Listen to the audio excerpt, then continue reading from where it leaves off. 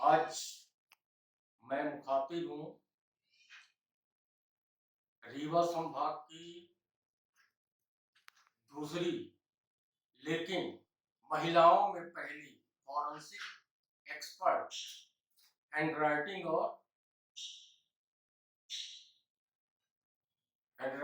और सिग्नेचर विशेषज्ञ सरीना सिद्दीकी से, जो कि सिंगरौली के लिए गौरव की बात है कि इनका निवास सिंगरौली में है, यहाँ की मूलतः निवासी है। सरीना जी, सबसे पहले आप अपने परिचय के साथ यह बताएं कि फॉरेंसिक विज्ञान के क्षेत्र में आने की प्रेरणा आपको कहाँ से मिली? जी, सबसे पहले मैं आप सबका बहुत धन्यवाद करती हूँ। नमस्कार। और मेरा नाम सरीना सिद्दीकी है। मेरा होम टाउन सिंगरौली बैडन है, मैं यहीं की निवासी हूँ। और मैं हैंडराइटिंग और फिंगरप्रिंट एक्सपर्ट हूँ फॉरेंसिक ब्रांच में। और मैंने फॉरेंसिक अपना ग्रेजुएशन भी जो मेरा था वो Sagar university, Hari Singh Gour central university से था। मैंने ग्रेजुएशन अपना 3 साल वहाँ कंप्लीट किया।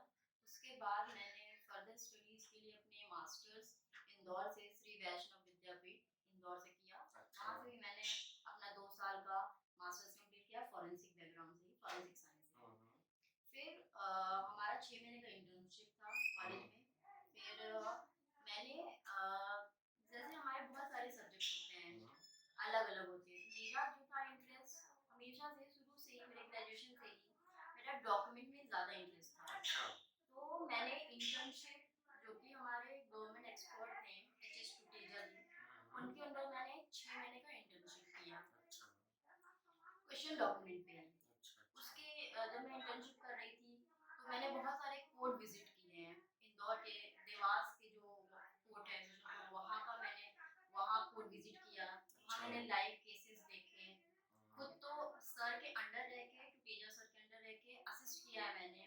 लाइव केसेस देखे हैं, कुछ हैंडल किए हैं। तो ऐसे मेरे बहुत सारे एक्सपीरियंसेस रहे हैं। गोवा एफएसएल गई मैं, वहाँ के क्वेश्चन डॉक्यूमेंट जो ब्रांच, वहाँ भी मैंने अपने सारे जितने भी सैंपल हैं वगैरह, कैसे हैंडल किया जाता है, कैसे उसको प्रिजर्व किया जाता है, ये सारी चीज़ हम देखते हैं। मैंने देखा, मैंने सीखा। ऐसे धीरे धीरे करके 6 महीना मेरा वहाँ इंटर्नशिप हुआ, तो मेरा इंटरेस्ट और बढ़ने लगा। फिर मेरा कंप्लीट हो गया मास्टर वहाँ से 2 साल का, और 6 महीने का इंटर्नशिप वो कंप्लीट होके फिर मैं जब 2020 में मैंने पास आउट किया अपना, मेरा मास्टर्स 2020 में कंप्लीट हो गया। उसके बाद मैंने 1.5 साल की ट्रेनिंग ली भोपाल में, जो कि अवधेश चंद्र नामदेव जी हैं मेरे गाइड। उन्होंने मुझे 1.5 साल, मैंने उनके अंदर रह के पूरा डीपली सीखा कि कैसे हमें हैंडल करना है, किस तरह से जो डॉक्यूमेंट हमारे पास आएंगे। ऐसा होता है कभी कभी कि जरूरी नहीं है कि बहुत सही ऐसे बहुत सही कंडीशन में हमें मिले। कभी क्या होता है, जैसे कि मेरा जो स्पेशलिस्ट है वो हैंडराइटिंग और फिंगरप्रिंट में है। हैंडराइटिंग में हम देखिए सारी चीज आ जाती है, सिग्नेचर्स, फोर्जरीज, बिल जो होते हैं, बैंक चेक्स वगैरह में जो होते हैं, फिर उसमें अल्ट्रेशन, एडिशन, ये सारी चीजें जो होती हैं वो सब हमें देखना पड़ता है। उसके लिए हमें एक एक चीज को एग्जामिन करना पड़ता है। फिर हमारे फिंगरप्रिंट में क्या दिक्कत आती है, कभी कभी ऐसे ऐसे मतलब इतने खराब कभी कभी फिंगरप्रिंट्स हमें मिलते हैं, क्योंकि हमें एकदम एग्जैक्ट फिंगरप्रिंट नहीं मिलेगा।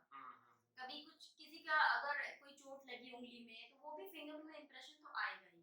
तो उसको हमें एक एक उसके जो कैरेक्टर होते हैं फिंगरप्रिंट के बहुत सारे कैरेक्टर होते हैं, माइन्यूशिया पॉइंट्स हमें देखने पड़ते हैं। बाइफरकेशन होता है, उसमें कुछ देखना पड़ता है हमें कि कौन से पैटर्न, फिंगरप्रिंट के पैटर्न्स होते हैं, लूप है, वर्ल है, कंपोजिट है, आर्चेस है, ये 4 उसके पैटर्न होते हैं। सबसे पहले हमें ये देखना होता है। तो यही है। और हैंडराइटिंग में भी हमें एक कैरेक्टर देखना पड़ता है उनका, कि किस तरह से उन्होंने लिखा है, क्योंकि हर एक इंडिविजुअल का मेरे हिसाब से every every individual has its own character. कभी हम किसी को एक जैसा नहीं हो सकता है। और सेम अप्लाई फिंगरप्रिंट में भी होता है। फिंगरप्रिंट भी कभी भी, इवन ट्विंस में भी जो होते हैं, वो सेम फिंगरप्रिंट्स नहीं पाए जाते हैं। तो ये सबसे अच्छा ऑथेंटिकेशन है, अगर पता करना है हमें कि एक ही इंसान का है कि नहीं। तो हैंडराइटिंग में बहुत सारे कैरेक्टर्स होते हैं, जैसे कि उसके लिखने का तरीका, उसका प्रेशर, उसका पेन पोजीशन, उसके शेडिंग, उसके ट्रेमर्स, हेजिटेशन मार्क्स, ये अभी रिसेंटली में मेरा एक केस आया था। अभी मैंने एक केस किया है रिसेंटली में सीधी से, उनका एक सुसाइड नोट था। अच्छा अच्छा। तो उसके बारे में डीपली अभी ऐसे डिस्क्लोज नहीं करना चाहती, बट मैं ऐसे ओवरव्यू बता रही हूँ कि इसमें ऐसा था कि ऑलमोस्ट हमें ऐसा लगता है कि अगर हम देखेंगे तो ऐसा लगेगा बिल्कुल सेम हैंड राइटिंग, लेकिन यही तो है हमारा स्पेशलिस्ट में कि हमें यही तो फर्क बताता है कि नॉर्मल और एक एक्सपर्ट में, कि हमें उसी को तो देखना है कि वो अलग है कि सेम है। तो मैंने यही देखा उसमें, तो जो कंक्लूजन निकला वो यही था कि बिल्कुल डिफरेंट है। रीवा संभाग में दो है जी, दो एक्सपर्ट, है। है ना? एक आप है, एक सतना में है। एक सतना में है। जी। महिलाओं में आप महिलाओं इकलौती में हैं। मैं पहली हूँ। हाँ, पहली हैं, है ना? क्या जिम्मेदारियों का दबाव कितना है आप लोग के ऊपर? जिम्मेदारियों का दबाव है क्योंकि जो हम रिपोर्ट बनाएंगे उस रिपोर्ट के बेस पे किसी का जो केस है वो डिपेंड करता है। अब उसमें इनोसेंट है कि गिल्टी है, यही तो हमें प्रूफ करना है। तो हमारा इतना ये प्रेशर होता है, मैं बोल सकती हूँ कि हमसे कहीं इतनी सी भी चूक ना हो जाए कि सामने वाला जो बेगुनाह है उस पे किसी भी प्रकार का ऐसा हो कि वो गिल्टी करार पाए या गिल्टी साबित हो जाए, तो हम पे ये रहता है कि नहीं, हमारा जो रिपोर्ट होगा वो 100% होगा, उसमें एकदम बिल्कुल ट्रांसपेरेंसी होनी चाहिए, उसमें से मेरे तरफ से या किसी भी तरफ से एक भी पॉइंट हम अपनी तरफ से नहीं होता, उसमें बिल्कुल ट्रांसपेरेंसी होगा, जो मेरी फाइंडिंग होगी मैं वही हमारा रिपोर्ट बनता है। तो अच्छा, ये फिंगरप्रिंट और दस्तावेजों की जांच, सिग्नेचर का जो आप बता रही हैं, जी। इसका ये मतलब ये जानकारियां जुटाने में कौन सी तकनीक आप लोग इस्तेमाल कर रहे हैं? जी। मैनुअल, हाँ। पुरानी पद्धति की, अभी डिजिटली कुछ इसमें आया है? नहीं, दोनों होता है। देखिए, अभी ज़्यादातर तो डिजिटली है। हमें जो भी, जैसे कि हमें सैंपल जो भी हम एग्ज़िक्यूट उठाते हैं, जो भी हमें मिलते हैं, तो उनको हम ऐसे मैनुअली तो पहले हम सिर्फ़ एग्ज़ामिन में देखते हैं, लेकिन हमें डिजिटली का उपयोग करना पड़ता है। तो हम अपने क्या होता है, जो भी लैपटॉप है, लैपटॉप में, अपने फ़ोन में उसको ट्रांसफ़र करते हैं। फिर उसको बिना कुछ भी छेड़खानी किए हुए, बिना उसमें कोई चेंजेस किए हुए, एज़ इट इज़ हम उसमें क्या करते हैं, उसको हर चीज़ से, जैसे कि हमारा जो माइक्रोसॉफ्ट वर्ड होता है उसमें हम ट्रांसफर करके अपनी रिपोर्ट बनाते हैं। फिर एक डिजिटल माइक्रोस्कोप है, उससे हम देखते हैं, जो कि 1000 मैग्नीफिसेंट पावर है उसकी, उसमें हम देखते हैं कि जूम करके, क्योंकि जब हम जूम करेंगे तो ऑटोमेटिक उसमें जो भी प्रॉब्लम्स दिखते हैं वो दिख जाते हैं, जैसे ट्रीमर्स होंगे, हेजिटेशन मार्क्स होंगे, या फिंगरप्रिंट में एक एक कैरेक्टर जो है वो जब हम जूम करते हैं ना, तो वो पॉसिबल नहीं है मैन्युअली, हमें डिजिटल का उपयोग करना ही पड़ता है। करना ही पड़ता है। एक महत्वपूर्ण बात है सरीना जी, आपने अपनी प्रारंभिक शिक्षा और प्रशिक्षण कहाँ से प्राप्त किया है? शायद अभी आपने बताया भी है, प्रारंभिक शिक्षा का नहीं प्रारंभिक बताया। मेरा और लेकिन महत्वपूर्ण चीज ये है, ये समाज और परिवार के लिए एक नई चीज हो गई।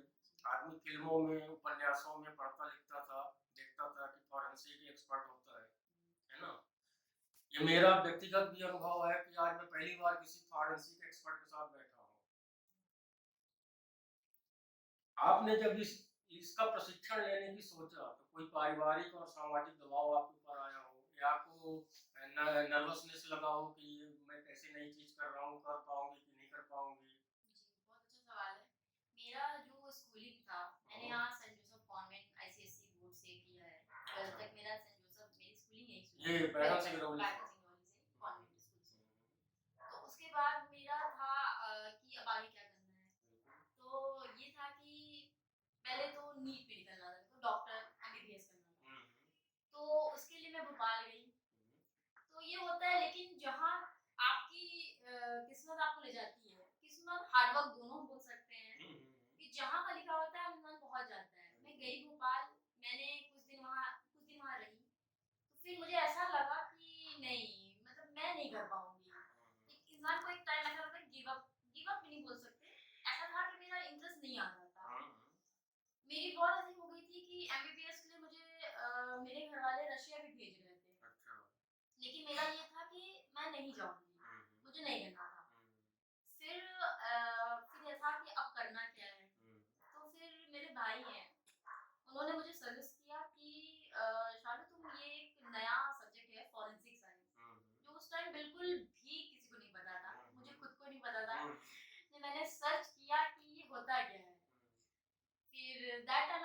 कि अच्छा इसमें ऐसा-ऐसा होता है, चलो बहुत इंटरेस्टिंग है और लिटरली वो बहुत इंटरेस्टिंग सब्जेक्ट था। जब मैंने स्टार्टिंग किया तो जो हमारे प्रोफेसर पढ़ाते थे ना, तो हमें ये कहते थे कि बेटा तुम बिल्कुल बुक में मत जाना। अपने आसपास अवेयरनेस में हमेशा अवेयर रहो, आसपास देखो कि क्या हो रहा है, क्या उसको हमें ऑब्जर्व करना है। तो ये स्टार्टिंग में बहुत इंटरेस्टिंग रहा है। तो मेरा ये था कि हाँ चलो फॉरेंसिक ले लेते हैं। उस टाइम पे ऐसा था कि चलो एक सब्जेक्ट है, न्यू सब्जेक्ट है, लेट्स सी क्या होता है। मैंने ऐसे एडमिशन ले लिया, मैंने एंट्रेंस निकाला सागर यूनिवर्सिटी का, सेंट्रल यूनिवर्सिटी है, वहाँ एंट्रेंस निकाला, फिर मेरा वहाँ एडमिशन हो गया, फिर मैंने ऐसे कंटिन्यू किया, फिर ऐसा होता है धीरे धीरे आपको इंटरेस्ट बढ़ने लगता है। तो ये ऐसा था मेरा।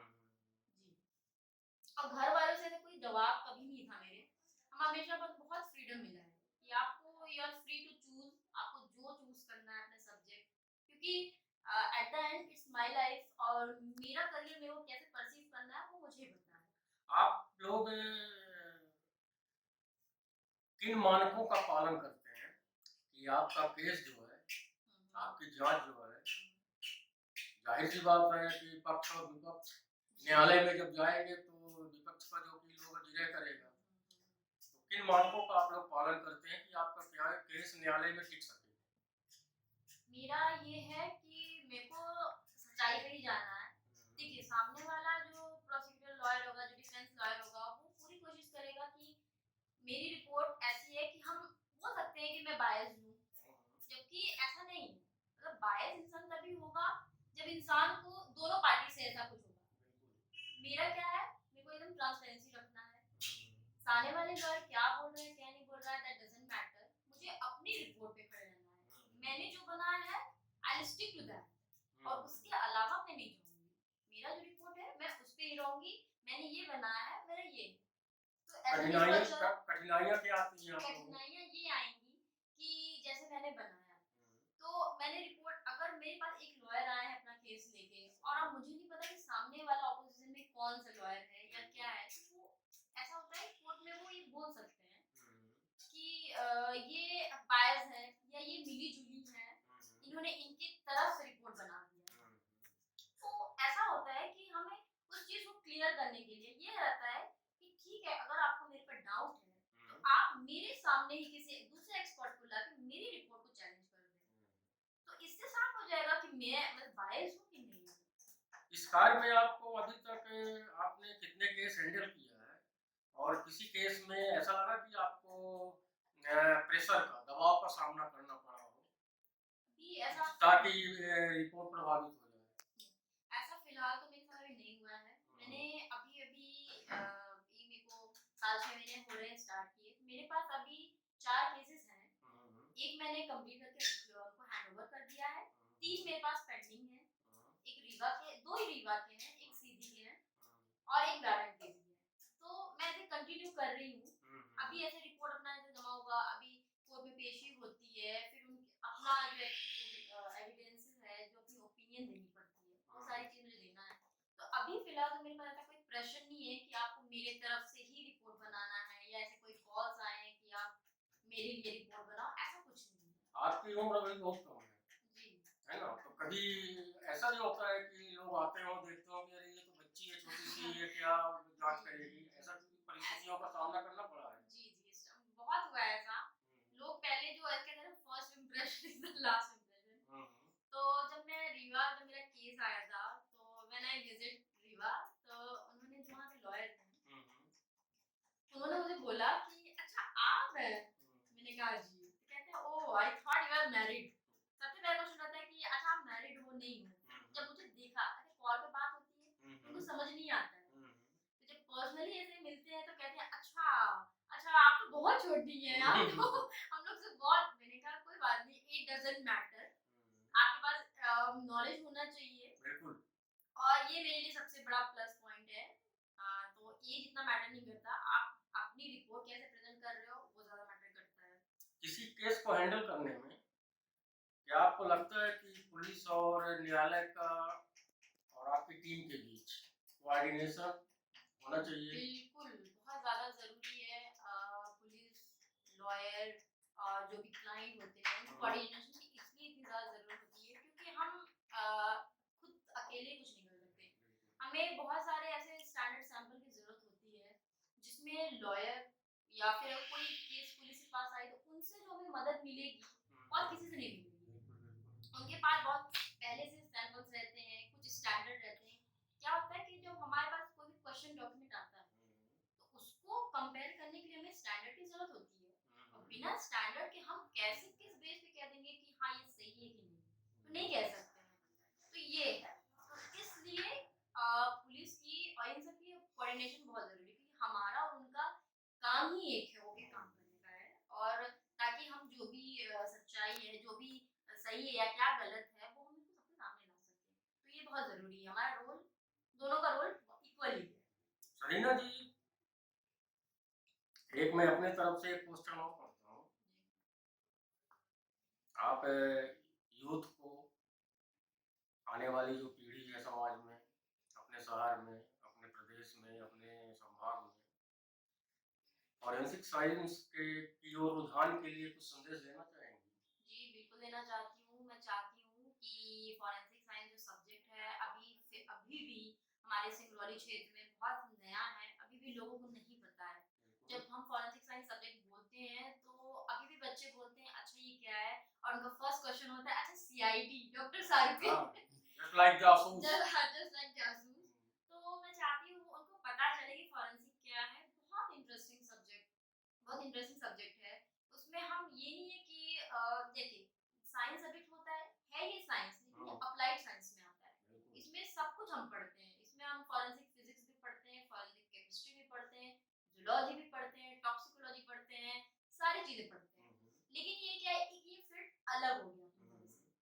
अगर हम एक लेमन लैंग्वेज में बोले तो ये एक ऐसा है कि जो पहले नहीं था, अब वो एक जस्टिस का हो गया कि हम इसके थ्रू जस्टिस मांग सकते हैं। तो ये एक साइंस है जिसमें जस्टिस भी इन्वॉल्व है।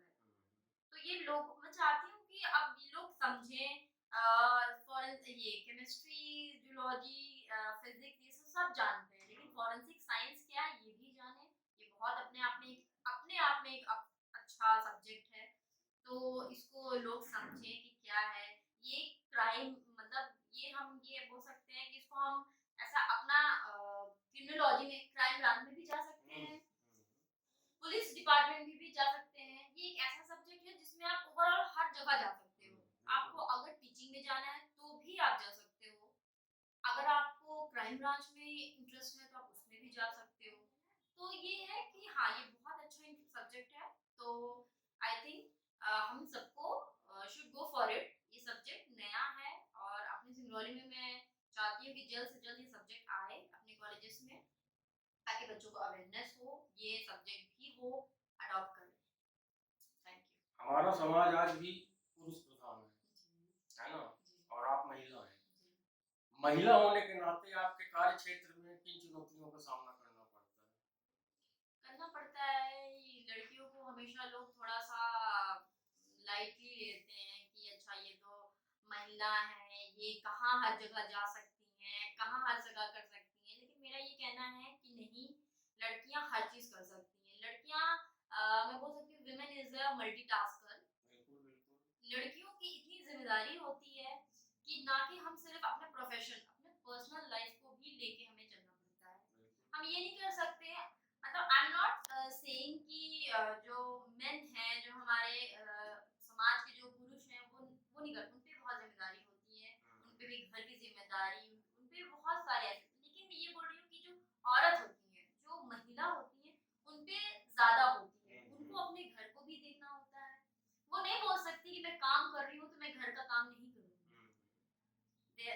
She have to take care of their kids, of their family, everything.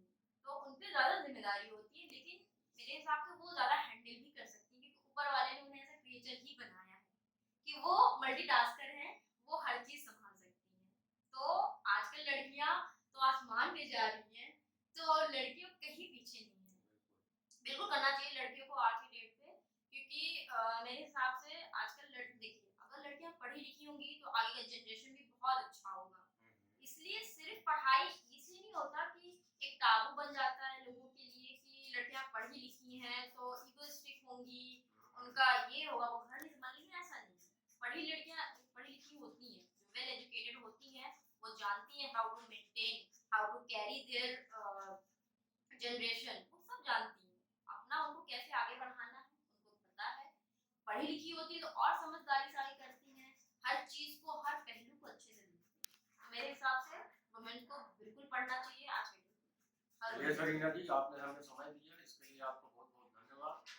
आपका भविष्य उज्जवल रहे।